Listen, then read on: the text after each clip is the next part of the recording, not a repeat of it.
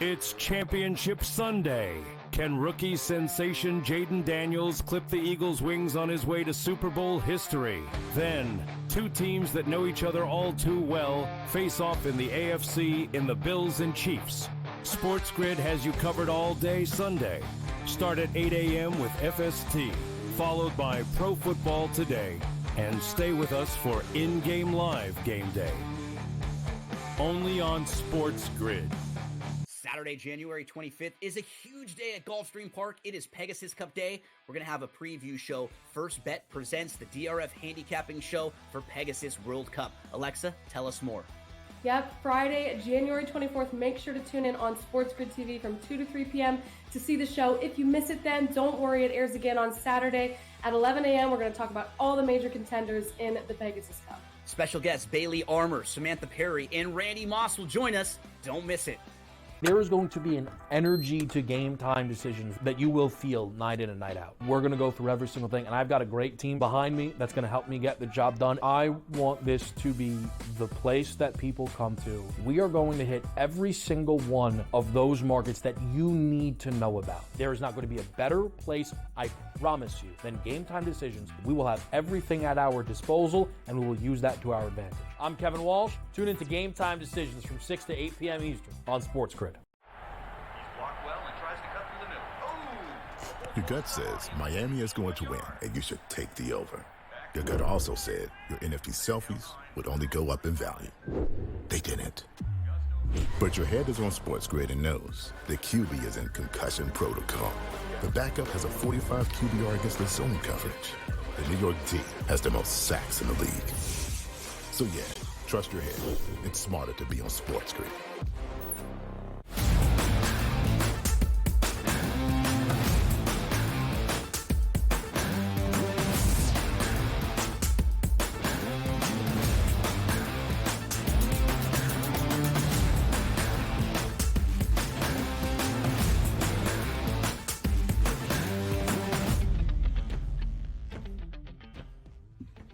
It is hour number 2. It is a football Friday, getting you ready for Conference Championship Sunday. Now just 2 days out around the National Football League. The big guns are here for a football Friday. That is Donnie Rightside. I just humbly proud to serve you on the early line today. I am Ben Stevens. 2 more hours to go. Plenty of deep dives and breakdowns continuing to come your way around each of our 2 conference championship matchups for Sunday. We are already breaking down the AFC Championship game. We'll continue to peer into the prop market, and then we'll turn it over to the NFC Championship game, our first of 2 on Sunday in Donnie's neck of the woods, with Donnie's team, the Philadelphia Eagles, hosting the Washington Commanders.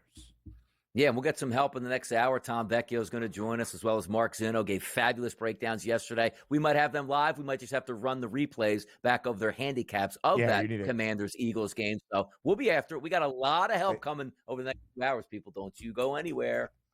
I think what he is alluding to is the fact that we had a couple of great guests yesterday. And if Donnie could take a break and we look at some of the videos from 2 guys that were heavily invested, it appeared in the Eagles, that would be great, because you haven't been here on a Football Friday in a while. But Mike Blewitt is a staple of a Football Friday. Right. He will join us here in hour number 2. DRS, we talked about the AFC Championship game. We compared the quarterbacks. We looked at the backfields, both for Buffalo and, of course, in Kansas City. Now, the pass catchers. Neither has that true number 1 wide receiver. But when it comes to the postseason, the number 1 always for the Chiefs is the tight end, Travis Kelce. Here to remind us of that exactly a week ago against the Houston Texans. 117 yards and a touchdown. The second most receiving yards, now north of 2K in NFL playoff history. It's the most prolific, or one of the most prolific playoff connections between quarterback and receiver in the history of the NFL. Do you expect it to continue as such against the Bills come Sunday night? Why not? Absolutely. It's not a great Bills defense here that you're going up against. And also, it just figures where you got Travis Kelce rested and ready. Didn't we think he lost his step last year? Been like, oh, man, slow down in the regular season. Gets charged up and is dominant throughout the playoffs. This looks like we're rolling back the clock 5 to 6 years on Travis Kelce with the actual effort that we've seen over the past playoff game. And it's going to extend in this one, I do believe. 67.5, you might say, though, boy, that's a lot of numbers. And then you say to yourself, and you'll listen to the telecast, and they'll be yelling, I don't understand. It's 3rd and 8, and Kelce is wide open. Well, it's not they don't cover him. It's they scheme him to get open, and it's brilliance by Andy Reid and Patrick Mahomes knowing exactly where those two guys are supposed to be, reading defenses and throwing in and out of the break. Will I be betting on Travis Kelce's over 67.5 or under? No, I won't. But I'm not going to be surprised when Travis Kelce has 5 catches for 68 yards at the half saying, wow, that's amazing. Kelce actually showed up in a big game when he shows up damn near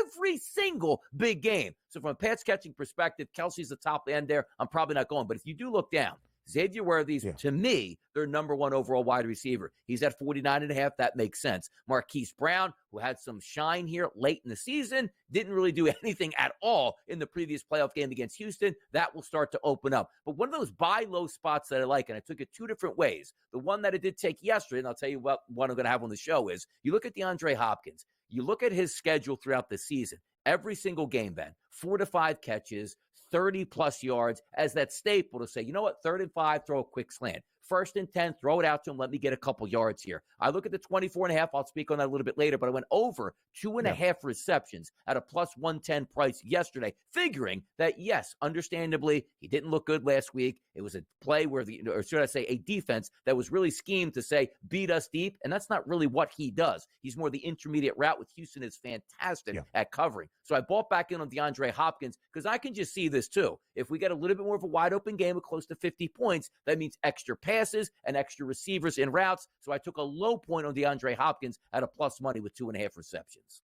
I think it's a great look, DRS. Only 4 Chiefs receivers were targeted multiple times last Saturday against the Texans. Travis Kelce, 8.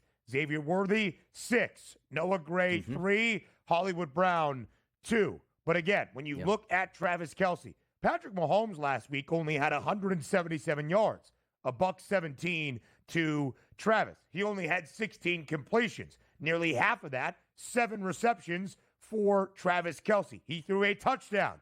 Who did it go to? Travis Kelce. Last year in the divisional round in Buffalo, Kelce, 5 grabs, 75 yards, 2 touchdowns. This is what he does. Last week, the prop against Houston, maybe the best bet I have made all season in the NFL, was 51.5. He doubled that up. It is now up by 16 yards week over week, game over game to 67.5. And you see the numbers for Buffalo.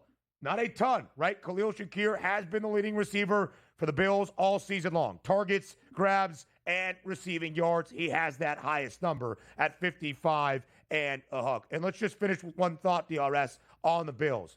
Tough to look at Josh Allen last week and expect to see that same performance. Less than 150 total yards for Allen, despite 2 rushing scores. There is no way he pitches a similar performance in Kansas City, in my estimation, and Buffalo wins that game. And if we do see the offensive output that I kind of anticipate, I think Allen can go over both of those numbers, which means Khalil Shakir, Keon Coleman, Dalton Kincaid, whoever it might be, are apt to go over their short receiving yards props as well. Yeah, because the one thing we're not going to factor on is that the Buffalo Bills are going to be +3 in the turnover margin going up against the Kansas City Chiefs. Right. They'll be lucky to even have a plus in the turnover margin if it's 1-0 at that point. But you're right about this, because you do try to find levels to this. We understand Khalil Shakir is the number 1 wide receiver in the slot. He's going to get some pretty good cornerbacks going up against him here. So for me, when I look at this and say, you see the 230 price on Josh Allen. Let's just say he gets to 230. Well, if Khalil Shakir gets his, let's just say, 60 yards, 65 yards, somebody else is going to have to eat. And it's not as if you're looking at, which we'll talk about, the Philadelphia Eagles, which on a typical Sunday when everybody's healthy, hey, A.J. Brown's 80.5 yards. And then you take a look at, let's just say, Devontae Smith at 71.5. Look at the value you're getting across the board when you figure in a game that's close to 50 points. It really doesn't match up. Dalton Kincaid, 32.5. Amari Cooper, who was brought in to be that number 1 veteran presence, down to 17.5. You take a look at Keon Coleman, the young rookie there, 20.5. Dawson Knox, 15.5. The reason I'm bringing this up is these numbers are so low. Somebody, including multiple wide receivers, are going to have to go over that number, Ben, just to achieve Allen getting close to 230.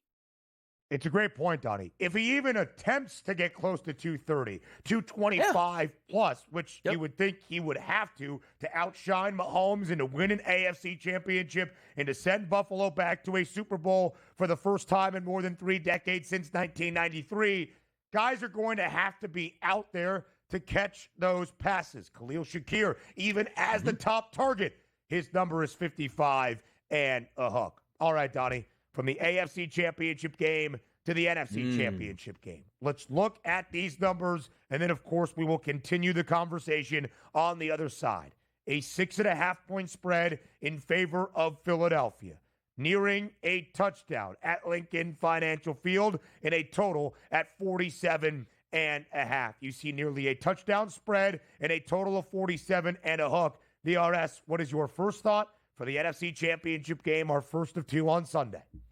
You look at the line movement. Once again, we talked about it all week long. The opening number at FanDuel Sportsbook here in New Jersey was 4.5 points. You look at right now, it's 6.5 points. We'll see. I would probably say, Ben, it's going to settle between 6 and 6.5 by the time we get to Sunday, unless we get some crazy information like everybody's healthy or multiple people aren't going to be playing this game from either side of the equation. Yeah. But for me, you also look at those 7 out of 10 tickets coming on the Commanders and understanding that line going higher and not lower, despite being a big time public dog. And the one thing that we always say in this industry, boy, oh boy, if the public is loving an underdog, tuck your tail and run the opposite direction. Does it always work that way? No. It's just an interesting line movement this week, Ben. Let's get you ready for Philly next.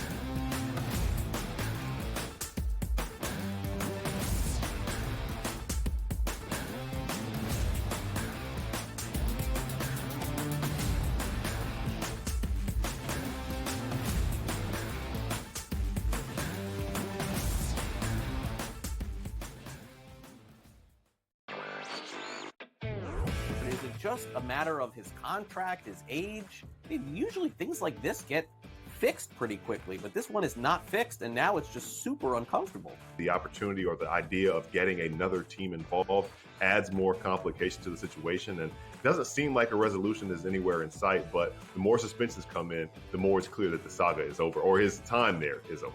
Newswire, only on SportsGrid. He did nothing for 5 weeks. So he's becoming his brother. So I don't want to hear about how great TJ Watt is with his 0 playoff wins. And he's the first guy to admit it. He comes right out and says, I've never won a playoff game. I don't matter. All right, at least we all know who the best player on the team is. It's George Pickens. If you don't believe that, well, then screw you too. Pharrell, Coast to Coast, only on SportsGrid. We'll see if they get McCain back. Kelly Oubre, Yabusele's been good. Caleb Martin's a defensive specialist. Andre Drummond can still give you, almost a double-double at any point. I can't go south on this team. And now you're giving it to me at 2-1 to make the playoffs? To be in the Final 8? Folks, give me the Philadelphia 76ers to make the playoffs at plus 210. Betting above the rim, only on SportsGrid. We all know MVPs don't win the Super Bowl. It's not about MVPs, man. The only MVP, fine. Win the MVP in the Super Bowl. Nobody cares about the MVP in the regular season besides people that bet on it, the actual player themselves, and their agent that's getting a cut of the bonus money. Other than that, who cares? What do you care who wins the MVP? Like I said, unless you bet on it. Right? If you bet on it, fine. Then I guess you care. Sports Rage tonight, only on SportsGrid.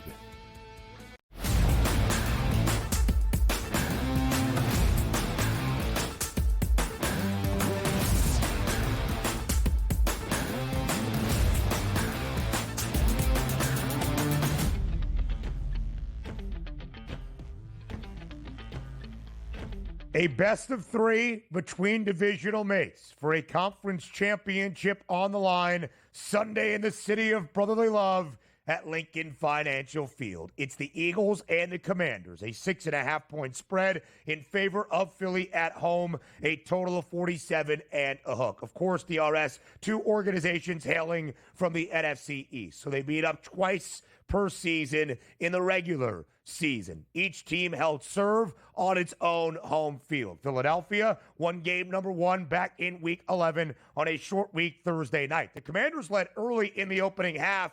It was basically all Philadelphia in the final 2 quarters. And a huge night, stop me if you've heard this before, for Saquon Barkley. 26-18, the victory for the Birds. Week number 16, the game outside the nation's capital in Landover. Jalen Hurts exits about 5 minutes into the game with a concussion. Kenny Pickett comes in. The Eagles lead early. The Commanders turn the football over 5 times. But then Jaden Daniels continues to make rookie history. 5 touchdown passes to overcome 5 turnovers for his team. The Commanders win game number 2, 36-33, outright as a 3.5-point home underdog. All right, DRS, which sets the stage for this NFC Championship matchup that is nearing a touchdown.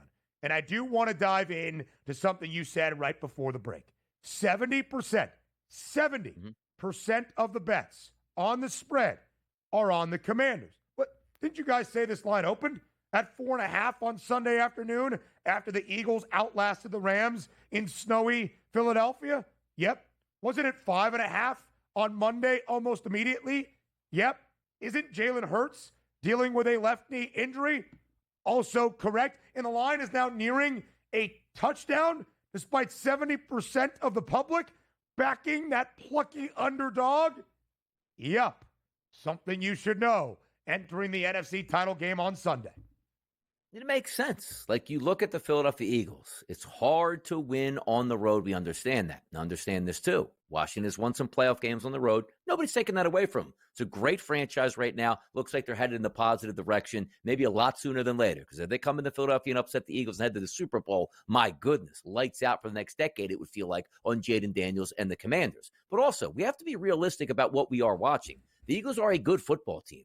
I know some people might have watched that game last week. Hey, the Eagles got lucky to win. No, the Eagles went to a prevent defense in the final 3 minutes and almost cost themselves the game, meanwhile winning by double digits late. Take that out of the equation. Also understand this. Saquon Barkley is something that, you look at like the O.J. Simpsons and maybe the CJ2Ks back in Tennessee in the day and the Adrian Petersons. But you couple the best offensive line in the sport with the best running back that maybe we've ever seen for a single season in the sport, and match them up against, according to Pro Football Focus, the 29th ranked rush defense in the NFL. And we've seen Saquon Barkley. The Packers are a much better defense there. Run roughshod over them. You saw the Rams last week in the snow where nobody can even basically stand up. Saquon Barkley's hitting home runs left and right there. That's an advantage. Also, the handicap early in the week for the Philadelphia Eagles for me was, boy, if I could just we're not asking for a great Jalen Hurts. Give me a functional Jalen Hurts. Full practice yesterday on a Thursday. You expect the same things here on a Friday. Understand this as well. You're not going up against a chump defense on the opposite side, like for later parts of the season, the Detroit Lions defense was. This is the number 1 defense by a wide margin in the NFL that stops the run and has the number 1 rated secondary in football going up against a rookie quarterback. That's understanding this. The Philadelphia Eagles have been home for over a month, haven't left their beds, practice in the same facility, not getting on trains, planes, buses, and planes, trying to head out to play other teams. They're at home. There's a reason they're favored by a touchdown. The old adage for me, they don't pick a number out of a hat and say, perfect, the public will love this line. Everything indicates to a Philadelphia Eagles victory. Are we saying it's going to be a blowout? Is it going to be an easy cover? Probably not at that point. But nobody is heading into this football game looking at the Eagles are lucky to be in this spot at this point, as opposed to watch what Saquon Barkley does. Can he go for 300 yards against the defense and multiple touchdowns? That's the angle to play. One team has a very good defense. The other has a very bad defense, and you sit on that.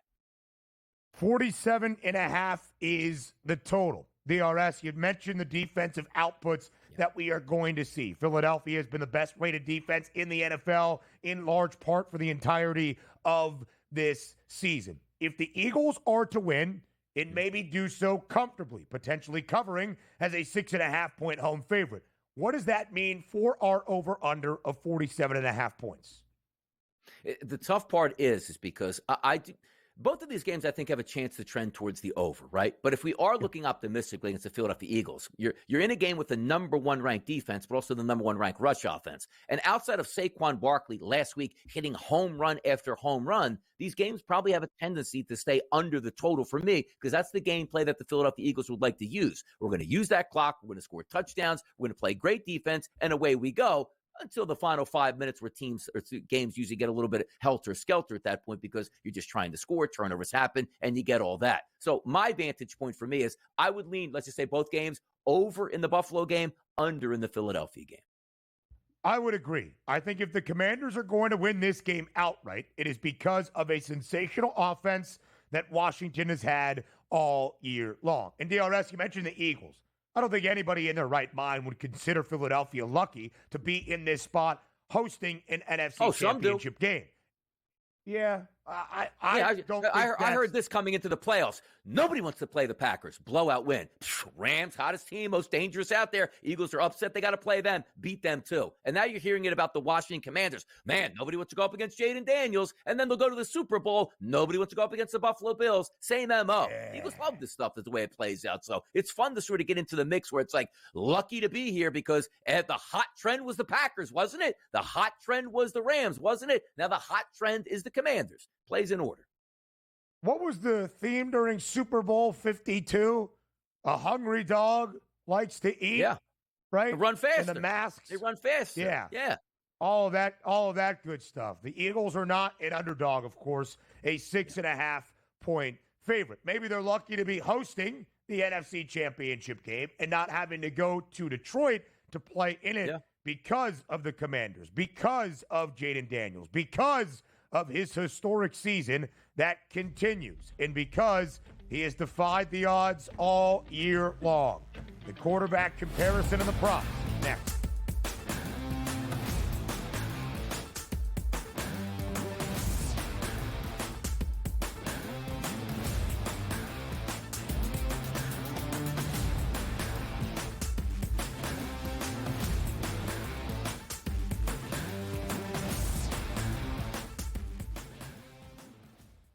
Saturday, January 25th is a huge day at Gulfstream Park. It is Pegasus Cup Day. We're going to have a preview show. First Bet presents the DRF handicapping show for Pegasus World Cup. Alexa, tell us more. Yep, Friday, January 24th. Make sure to tune in on SportsGrid TV from 2 to 3 p.m. to see the show. If you miss it then, don't worry. It airs again on Saturday at 11 a.m. We're going to talk about all the major contenders in the Pegasus Cup. Special guests Bailey Armour, Samantha Perry, and Randy Moss will join us. Don't miss it. He did nothing for 5 weeks, so he's becoming his brother. So I don't want to hear about how great TJ Watt is with his 0 playoff wins. And he's the first guy to admit it. He comes right out and says, I've never won a playoff game. I don't matter. All right, at least we all know who the best player on the team is. It's George Pickens. If you don't believe that, well, then screw you too. Pharrell, Coast to Coast, only on SportsGrid. We'll see if they get McCain back. Kelly Oubre, Yabusele's been good. Caleb Martin's a defensive specialist. Andre Drummond can still give you, almost a double-double at any point. I can't go south on this team. And now you're giving it to me at 2-1 to make the playoffs? To be in the Final 8? Folks, give me the Philadelphia 76ers to make the playoffs at plus 210. Betting above the rim, only on SportsGrid. We all know MVPs don't win the Super Bowl. It's not about MVPs, man. The only MVP, fine. Win the MVP of the Super Bowl. Nobody cares about the MVP of the regular season besides people that bet on it, the actual player themselves, and their agent that's getting a cut of the bonus money. Other than that, who cares? What do you care who wins the MVP? Like I said, unless you bet on it. Right? If you bet on it, fine. Then I guess you care. Sports Rage tonight, only on SportsGrid.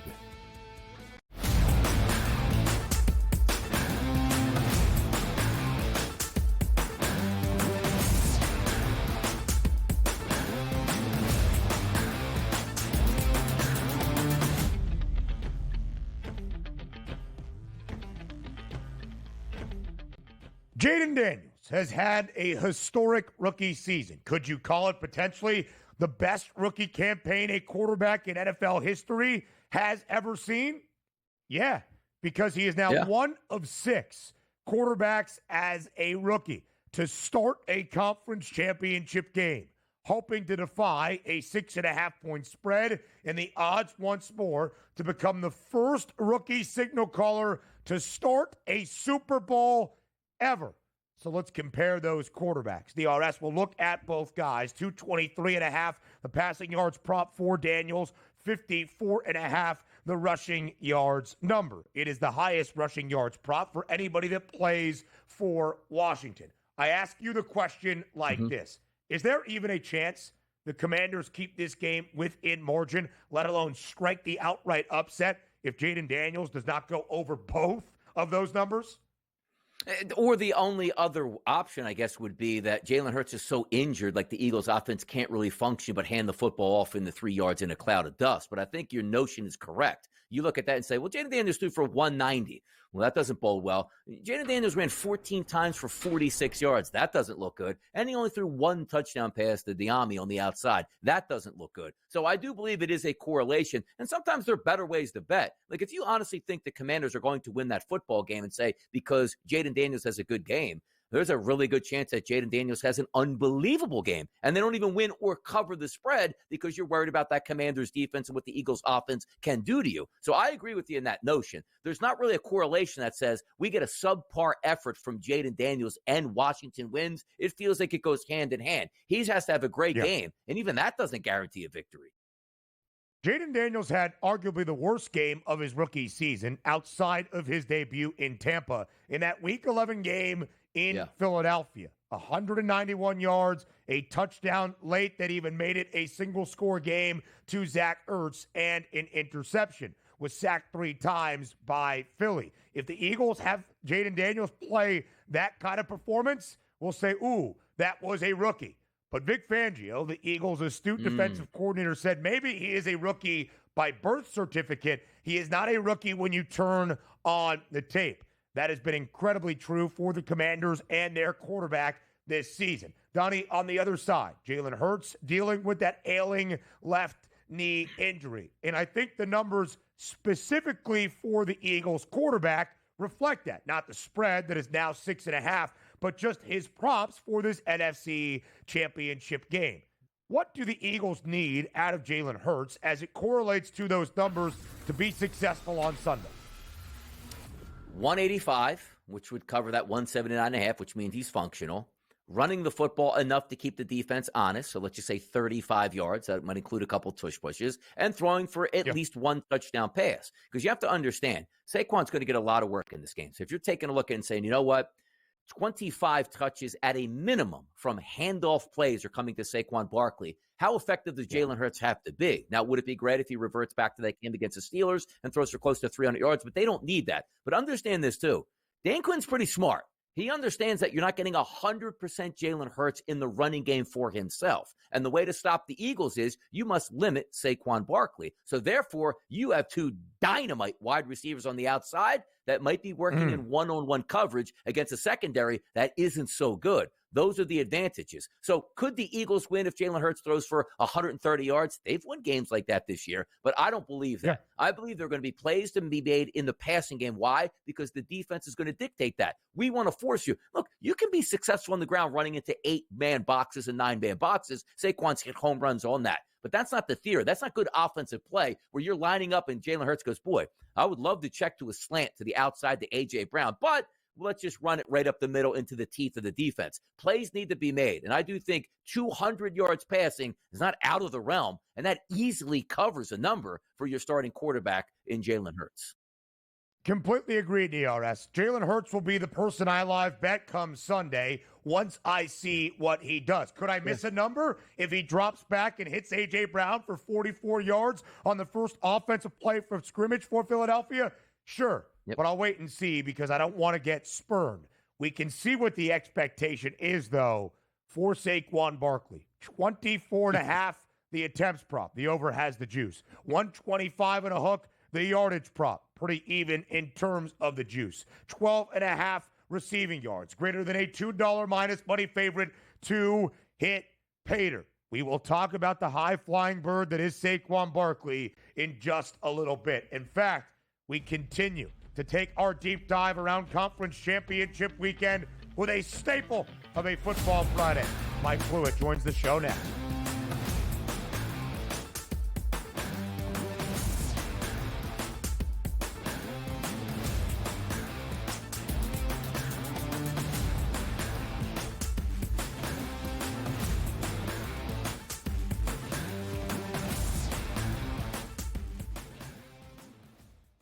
Saturday, January 25th is a huge day at Gulfstream Park. It is Pegasus Cup Day. We're going to have a preview show. First Bet presents the DRF handicapping show for Pegasus World Cup. Alexa, tell us more.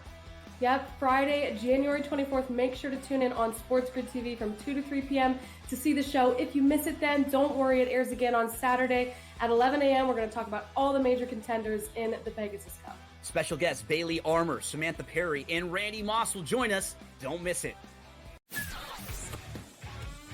He did nothing for 5 weeks, so he is becoming his brother. So I don't want to hear about how great TJ Watt is with his 0 playoff wins. And he's the first guy to admit it. He comes right out and says, I've never won a playoff game. I don't matter. All right, at least we all know who the best player on the team is. It's George Pickens.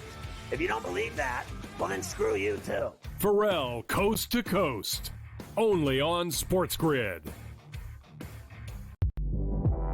We'll see if they get McCain back. Kelly Oubre, Yabusele's been good. Caleb Martin's a defensive specialist. Andre Drummond can still give you, almost a double-double at any point. I can't go south on this team. And now you're giving it to me at 2-1 to make the playoffs? To be in the Final 8? Folks, give me the Philadelphia 76ers to make the playoffs at plus 210. Betting above the rim, only on SportsGrid. We all know MVPs don't win the Super Bowl. It's not about MVPs, man. The only MVP, fine. Win the MVP of the Super Bowl. Nobody cares about the MVP of the regular season besides people that bet on it, the actual player themselves, and their agent that's getting a cut of the bonus money. Other than that, who cares? What do you care who wins the MVP? Like I said, unless you bet on it. Right? If you bet on it, fine. Then I guess you care. Sports Rage tonight, only on SportsGrid.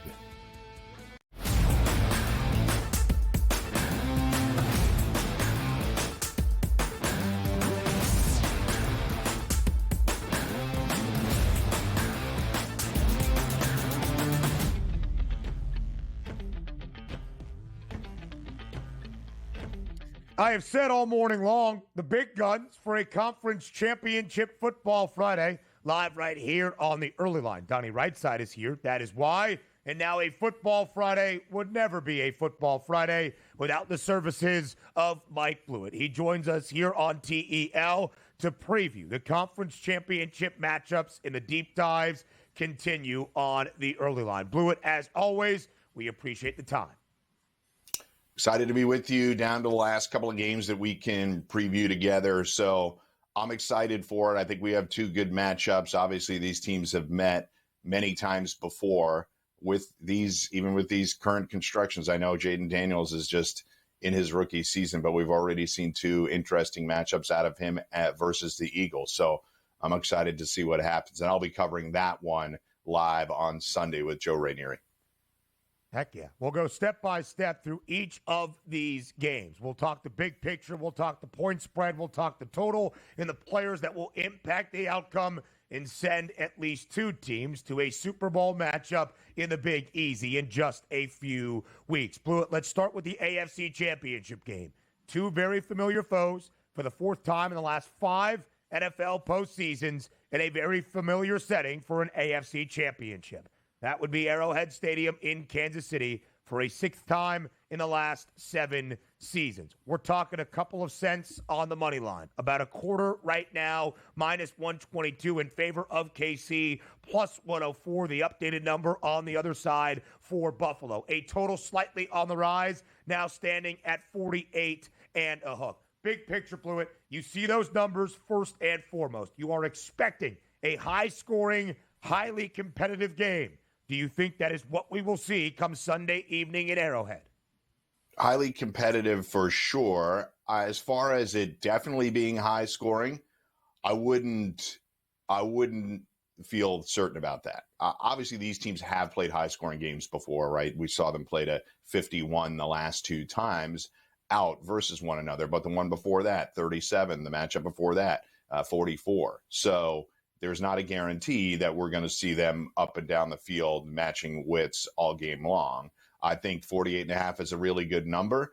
I'm leaning towards an under because I like the Chiefs. I think the Bills could win an under, but it's more likely to me that it's an over game if the Bills win it. I've said it many times. I think the Chiefs' defensive unit is so good at all 3 levels. They still tend to get undersold because of the presence of superstars on the offensive side, even if they're not playing up to their superstar level. So I think it's a highly competitive game, but I'm leaning towards a lower scoring game. I'm glad to see that the weather in both games won't impact it the way it did in the divisional round. It's fun to have those quirky games with the snow impacting it, but when it's the 4 teams that are left, I'm glad they get to play it straight up. Yeah, may the best team win. It's great. No excuses here. Oh, we got the football when it really started to rain or snow and the wind kicked up. We're not going to have those expectations. But I want to ask you this question, Mike, because it's around a lot. And I don't know if it's a respect thing where Kansas City's only a 1.5-point favorite. But when this line opened up as such a short favorite, and we still see that late in the week, what are your thoughts? And also, where do you think this line closes come game time?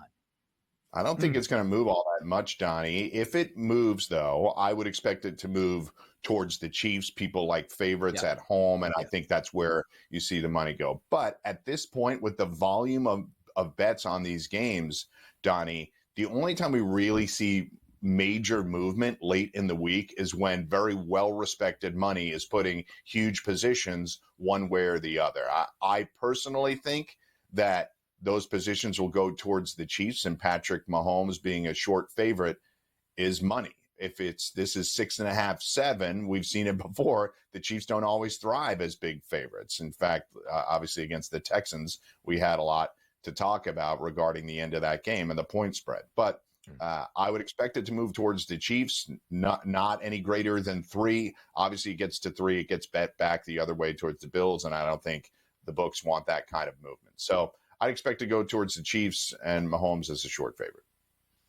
And Blewitt, I did bring up earlier today that the money line currently on FanDuel is -122 for the Chiefs, +104 for the Bills. It might sound stupid to talk about less than a nickel of movement on the money line, but in a game that is expected to have this margin, I do believe it is noteworthy. And of course, 2 very familiar foes. This will be the 4th matchup in the NFL playoffs in the last 5 seasons between Josh Allen and Buffalo and Patrick Mahomes and Kansas City. Since 2020, when the Bills have now won 5 consecutive AFC East divisional crowns, these 2 teams have met up in the regular season 5 times. 4 victories for Buffalo, including this season. But you see the playoff record between the 2, all Kansas City in all 3 matchups. The Chiefs also 3-0 against the spread. Blewitt, how does the previous postseason history between KC and Buffalo factor into your breakdown for this year's rendition? I think it's important to note that a lot of times you talk about the head coaches, but in these instances, the coordinators have been there for a while. Steve Spagnuolo has seen a lot of what the Bills have tried to do. Now, obviously, Joe Brady is a relatively new offensive coordinator. He did get a chance to see him in the regular season this year. So I think my take on it is that the familiarity breeds contempt is obviously a line that everybody throws out. But I think the familiarity allows them to be able to check tendencies. And that's why I frankly see it as more of a lower scoring game. In these postseason matchups, teams like to take the air out of the ball, check each other a little bit early in the games. These offenses are so explosive that could go out the window. But an interesting bet that I've been playing with this week is both teams to punt on their first drive. You can get a parlay there for more than $3. And I think that's an interesting value as these defenses try to check each other early in the game. If we are looking at the quarterback matchup, which is going to be fantastic to watch, but even without the numbers, we'll start first here as you see the graphic coming up on the screen. Let's talk legacy here, Mike. You have a game where the Kansas City Chiefs win this football game and move forward 3 straight Super Bowl championships, which is something nobody's ever done. That's in play. But I also want to talk to you, Mike, about the opposite end of it. The Buffalo Bills and Josh Allen, repeated defeats against Kansas City. Is this one that will go down as, what did you want him to do? He's always playing Kansas City. Or, boy, this guy never stepped up to the plate when he needed to, even though one of those games really wasn't his fault. It was the defense's fault. Talk to me about legacy with these two quarterbacks, win or lose in this game. Yeah, it's a good question, Donnie. And I think to Josh Allen, it wouldn't necessarily be fair. I think Lamar sees some of that too, but Lamar turned the ball over a couple of times in the last game. If Josh Allen plays a terrific, clean game and he gets outscored by the Chiefs again, it's going to be a tough cross for him to bear, but it will be his to bear. I think a lot of times the public makes an assumption, well, they have to break through at some point. I'm telling you, this is the wrong franchise to talk about that with, because they never did break through in the Super Bowl, and they're having a tough time, obviously, breaking through against a historic dynasty. They can do it. They've obviously beaten them, so they know how to get it done. I think you might see a performance from Patrick Mahomes that is a little bit better than what we've seen from him throughout the year, where they've been playing more conservatively. This is his time to shine. I'm looking for a great quarterback performances, even though I think it'll be lower scoring. I don't think it's going to be a turnover fest or boring Mahomes game like some people felt he was against the Texans, even though he made a spectacular play on the touchdown pass to Kelsey. So legacy, you're right. Mahomes will be in a new stratosphere, and Allen will have to deal with, how do we break through? Why can't we get this done? To the victor goes the spoils. To the loser, sweeping reactions come Sunday night and Monday morning. That could define the career legacy for both quarterbacks. Patrick Mahomes has the playoff pedigree and the benefit, hoping to lead Kansas City to a third consecutive Super Bowl appearance. Josh Allen trying to get the Bills back to the biggest of games for the first time in more than 3 decades since the 1993 NFL season. Big Blue is here for a second consecutive segment, from the AFC title game in Arrowhead to the NFC championship tilt in Philadelphia. That's next on the Early Line.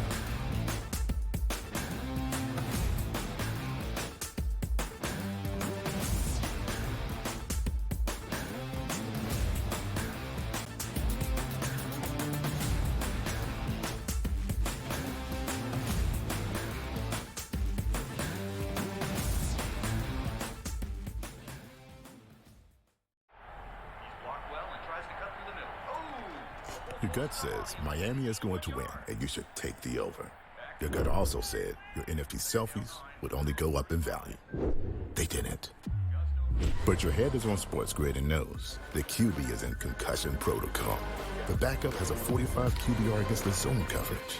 The New York D has the most sacks in the league. So yeah, trust your head. It's smarter to be on SportsGrid.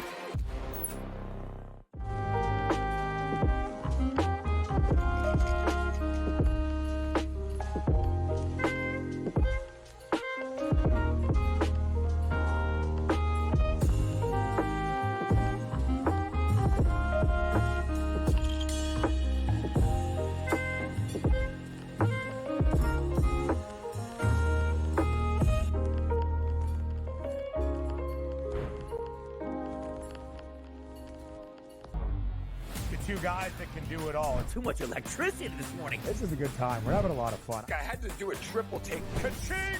Why? Because of parity. I didn't mean to offend. Yeah, it's not going to happen. Load management is a dirty word. Let him rip. You know what? Circumstances provide the results. What? How do you do this once? Oh, Donnie, you got such a good show there. A network that is booming. The Early Line, only on SportsGrid. It's Championship Sunday. Can rookie sensation Jaden Daniels clip the Eagles' wings on his way to Super Bowl history? Then, two teams that know each other all too well face off in the AFC in the Bills and Chiefs. SportsGrid has you covered all day Sunday. Start at 8 a.m. with FST, followed by Pro Football Today, and stay with us for in-game live game day. Only on SportsGrid.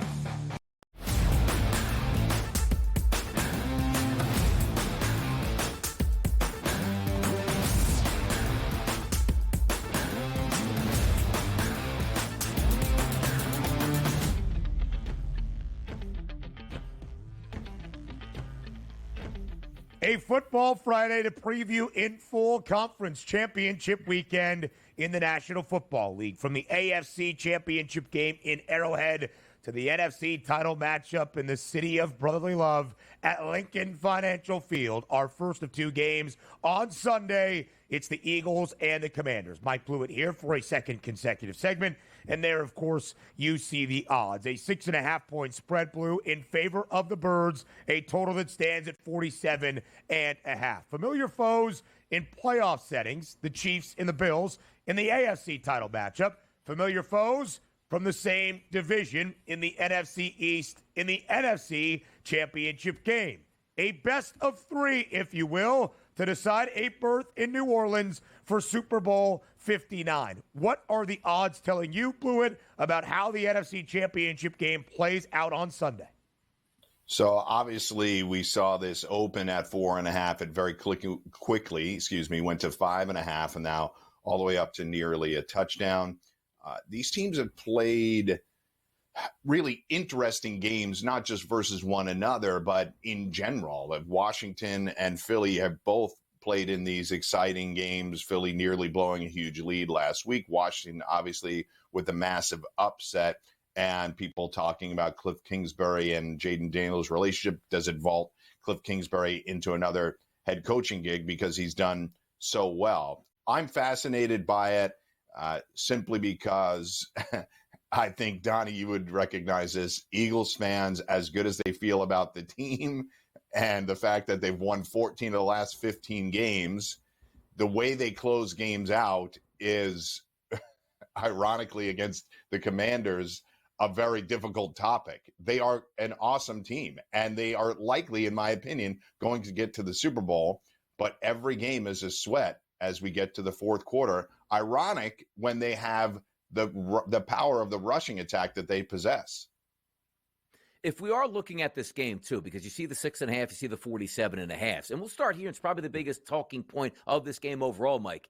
The injury to Jalen Hurts last week, which bent his knee back. And professional sports, they're never going to tell you how healthy the quarterback is, how banged up he is. Did get a full practice in yesterday. If you're looking at this game, how worried are you for the Philadelphia Eagles with Jalen Hurts' accountability and also availability, as we like to say in this game? Clearly concerned.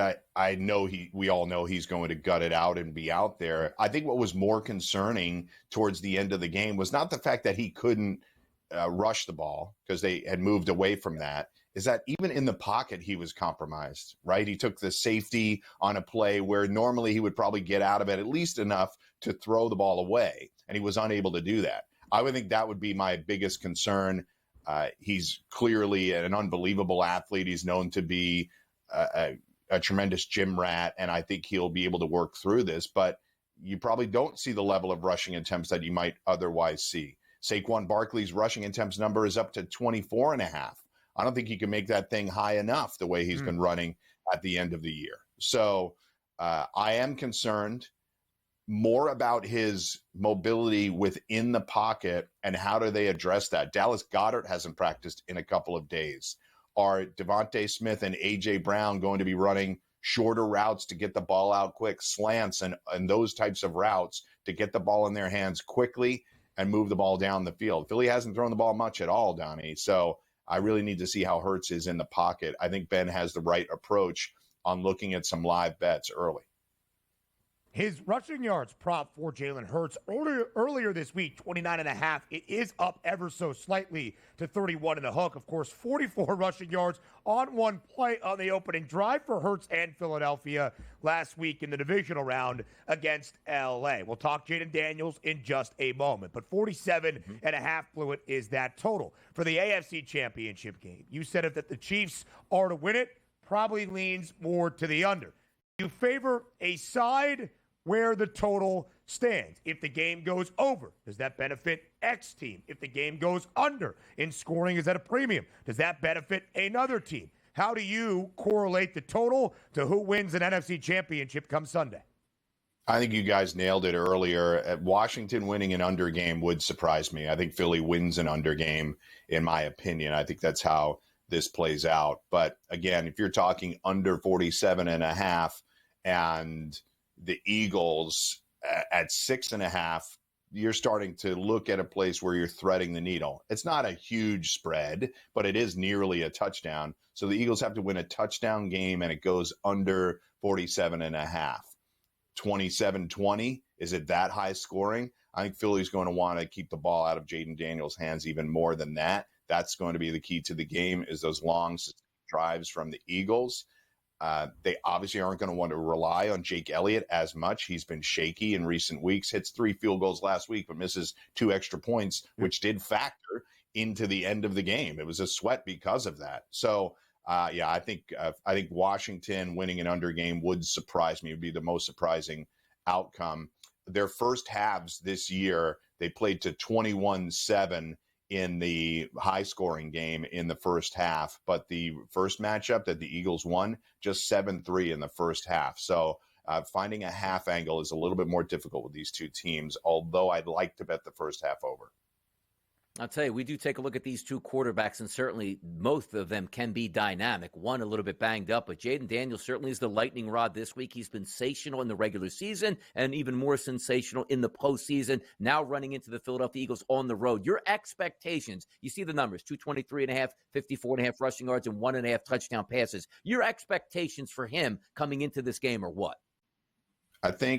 I don't think he'll have a blow-up game either way, Donnie. I don't think it's a miserable performance, but I don't think he has the electric performance that he has against the Lions, because I think the Eagles will do their best and successfully keep him off the field. The passing yards, I think that's possible. The rushing yards, he can hit an explosive play at any time. But 15 carries or something like that for Daniels, I don't see that happening. I think Philly will limit the amount of time he has the ball. The passing yards over, I can see happening simply because I think they'll have to at some point throw their way back into the game in the second half. Well over this passing yards prop for Jaden Daniels in each of his 2 career playoff games. 268 against Tampa, nearly 300 against Detroit. Plenty more from the NFC Championship game next.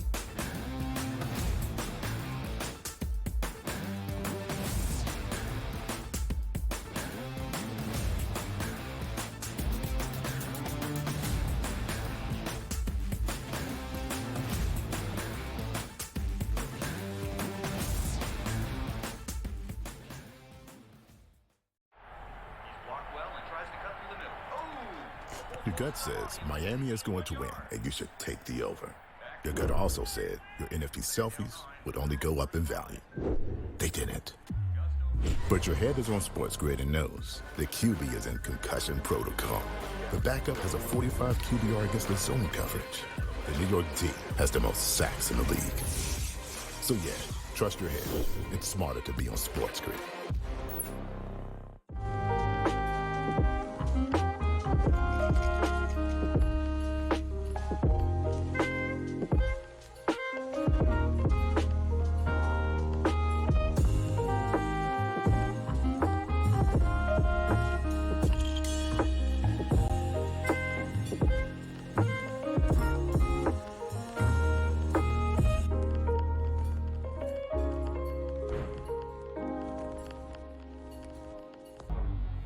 Two guys that can do it all. Too much electricity this morning. This is a good time. We're having a lot of fun. I had to do a triple take. Ka-ching!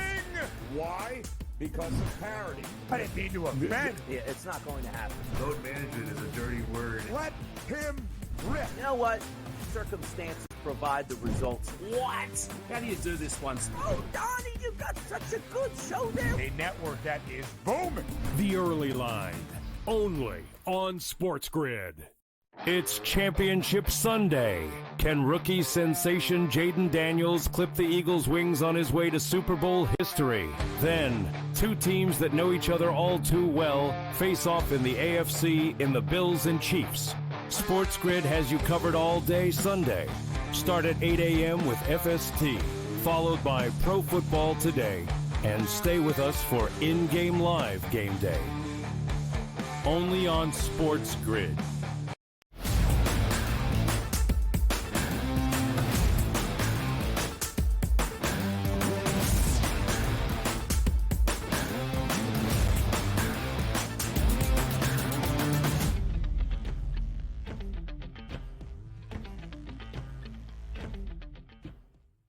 NFC Championship game preview continues live right here on a Football Friday on the early line. Ben Stevens, Mike Blewitt, and Donnie Rightside continue to get you set for Conference Championship weekend. Now, let's go from the quarterbacks, Blue, to the one, the only Saquon Barkley. We can see from the props what the burden is expected for Barkley on Sunday to lead the Birds to a Super Bowl bid.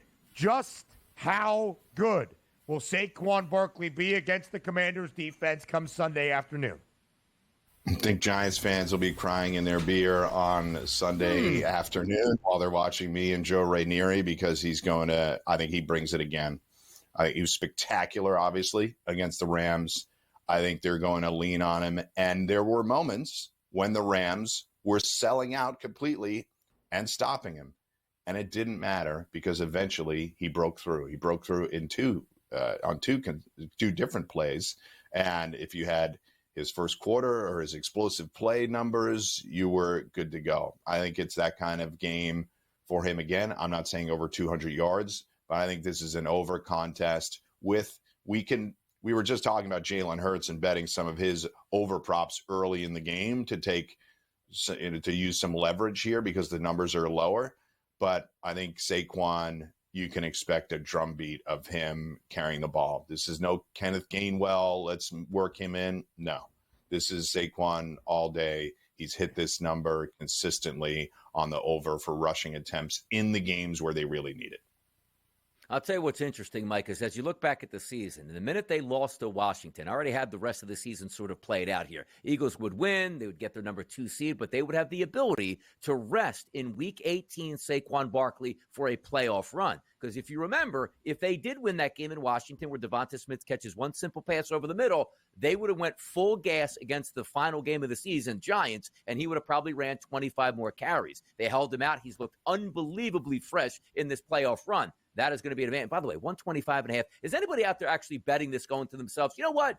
I'm going to just take the under automatic like he can't get 125. It's insanity. It's that high. But let's flip it over to the other side because we can include also, Mike, Jaden Daniels into the equation because he is going to run the football quite a bit. And by the way, priced as the favorite to lead the Washington Commanders in rushing at 54.5. But what are you getting out of Brian Robinson Jr. and more importantly, out of Austin Eckler in your mind this week, Mike?